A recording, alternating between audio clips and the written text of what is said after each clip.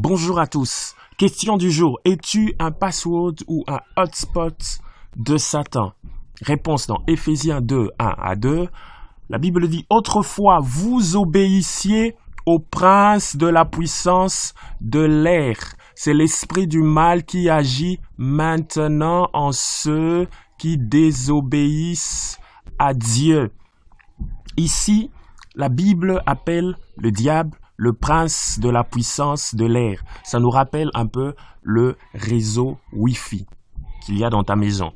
Le réseau Wi-Fi permet aux ordinateurs et aux différents smartphones qui sont dans ta maison d'être reliés entre eux, c'est-à-dire que les informations qui viennent d'Internet soient transmises entre les smartphones et les ordinateurs dans ta maison. Mais pour que cela fonctionne, il faut, en tout cas dans ton iPhone ou dans ton S7, il faut un password.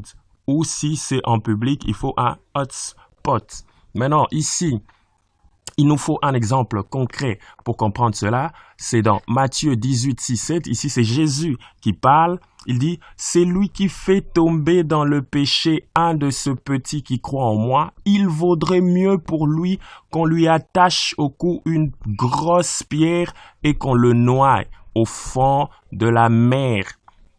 En fait, ce que Jésus est en train de dire ici, c'est que si quelqu'un fait tomber dans le péché un ado ou un jeune qui croit en lui, la conséquence, c'est celle-ci. Et il ajoute, quel malheur pour le monde que tous les faits qui entraînent les hommes à pécher.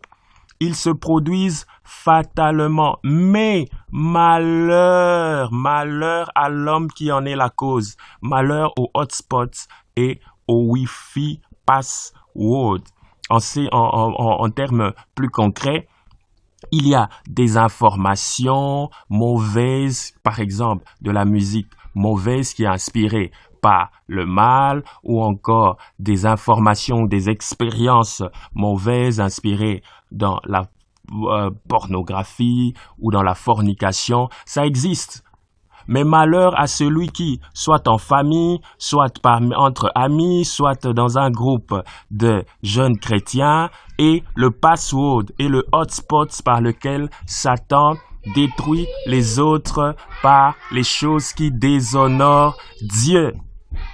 Que celui qui a des oreilles pour entendre, entende. Que Dieu vous bénisse.